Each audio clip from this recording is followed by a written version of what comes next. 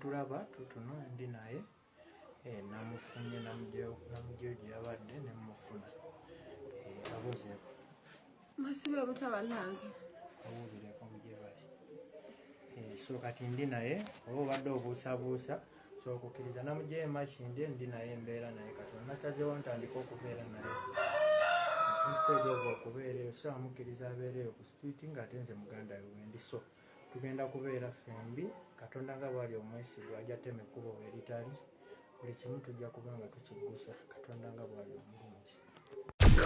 Export TV to the world.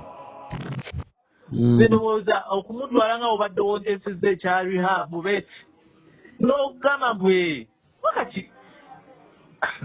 just think about it bw'onoolaba nga olina obudde kasita nina emmotoka so omutwala ekkole tulaba nti oba oyo omuwala basa omuyaze togende ng'obusawo ng'analyzing embeera z'oyo omuwala tomanya oba abato babakenge gye bayinza omuyambamu lw'empeke sinjagamba tugende bamu empeke aveyo empeke tajja zemira n'okumukidingako eri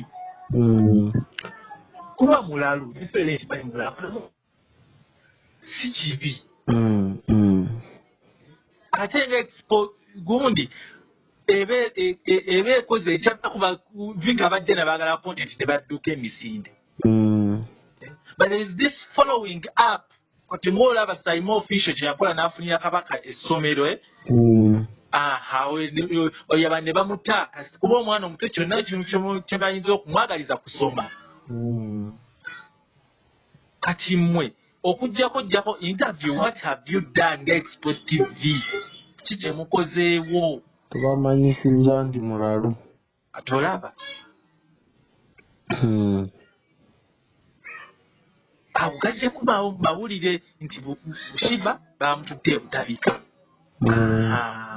naye kati mwana byomugiramu awo nalabye ng'ojjako gundi oyo Sheebah interview nga Sheebah waali awo ebyo nga tanalinnya gundi nnyonyi amabega eyo nga tanalinnya nnyonyi eno bagikomezaawa bagikomezaawo kyebasazeesaze gyeri ebadde etambula luddawo peegi ezaawo ntutekaawo foyu peegi awo nga emirundi esatu neŋŋamba lwaki tontaginzeeawo anyway Sheebah kati baalina muganda we oli omulenzi oba osobola yenebyosa omugamba omwana nina gayi kyali wange musawo abadde ateesa bwa tumutwaleko mu ddwaliro balaba oba bamanyi kye bayinza omukoleraku amafuta gago ate gani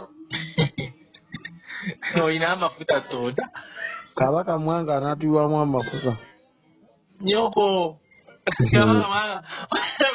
bane bayina ebintu byennumye nga babimukunya mu komenti bamukonda kobadde olya ogenda feja neŋŋamba neenseno naawe tunaatera okugamba Kabaka Mwanga ke wali yassebo ayogera dda wagula n'emmotoka ssebo babyogera dda kweja neŋŋamba owaayi bwe kankuye comment section ekumalamu amaanyi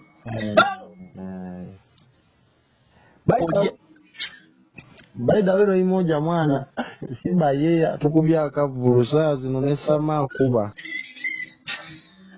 abatamiivu bali ku street bejovaana oba naawe ndeetewo ejovaani olaba muuku naye muuku yalya amukunja teyalya kati gwe kyomanya Sheebah talina kabada Sheebah asaanyiiga ayogera buli kimu ati olwo era bwe yayogerako awo mbu naye mukunja nkuwoomera kyekyaleetera abantu okubiriivinga yayogera Sheebah nno n'ekigambo kyayogeranga n'alemezaamu oli wano nonnemerako osima ebikibiki wano ne basekooko kati kyeyakimulangira nnyo ate ng'akimulangira mu mbeera eri enkambwe ng'amukubye mungu yamuyisaamu empi nga Sheebah yakuba naye ng'amugamba waliwo ne basekooko wali ogenzeko nonyanjula ewaffe so embeera bwetyo bwetambula kale onoŋŋamba obanga okigasegase tumutwaleko ne bamwekebejja ne tulaba waagwana. Kale ngenda kwogerako ne pasita naye Butabika atuyisaawo. Ngenda kwogerako ne pasita.